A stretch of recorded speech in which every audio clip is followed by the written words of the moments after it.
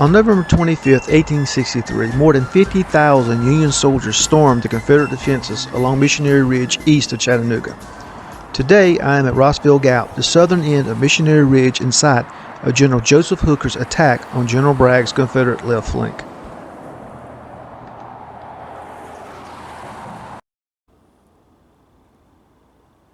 At 10 a.m. on the morning of November 25th, Major General Joseph Hooker received orders from General Grant to move his command from its present location on Lookout Mountain to the southeast to capture Rossville Gap and then to attack north along Missionary Ridge against the Confederate left flank.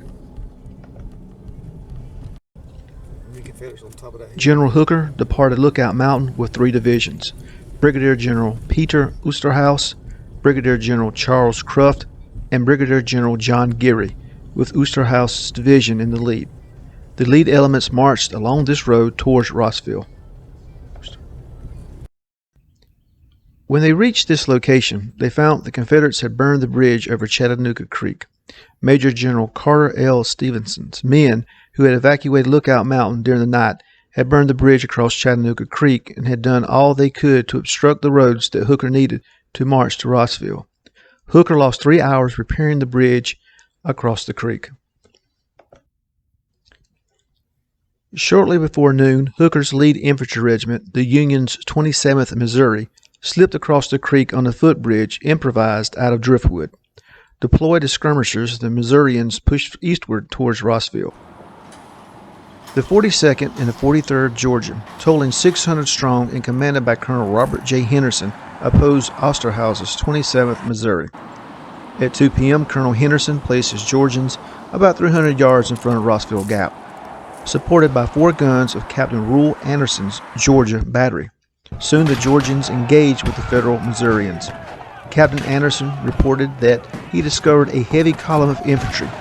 Marching to my left, I shelled it vigorously. The Yankees marched through Rossville Gap, brushing aside the handful of Confederate defenders before Confederate reinforcements could arrive. Henderson ordered a retreat to a piece of the ridge that overlooked the gap. Oosterhuis pursued, and after another sharp fight, Henderson fell back, leaving Rossville to the Federals. Once through, the Federals regrouped to assault the ridge itself. With the reports of the ominous congregation of Bluecoats under Hooker at Chattanooga Creek, General Breckinridge decided to supervise its defense and that of the vital Rossville Gap itself. Breckinridge appropriated Colonel James Hartsclaw's Alabama Brigade from Stuart and marched south along the spine of the ridge. Hooker quickly faced his troops to the north and organized a 3-pronged attack. He sent Oosterhuis along a trail east of Missionary Ridge, Cruft onto the ridge itself, and Geary along the western face of the ridge.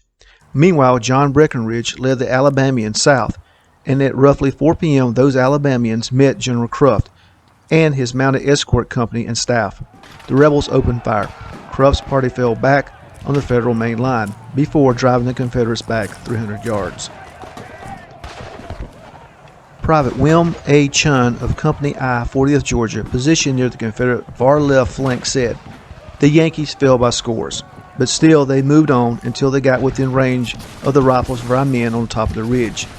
The firing was so terrible the men could no longer stand it, and we ordered to retreat. Our line was only 1 column without reinforcements, while that of the opposing forces was 3.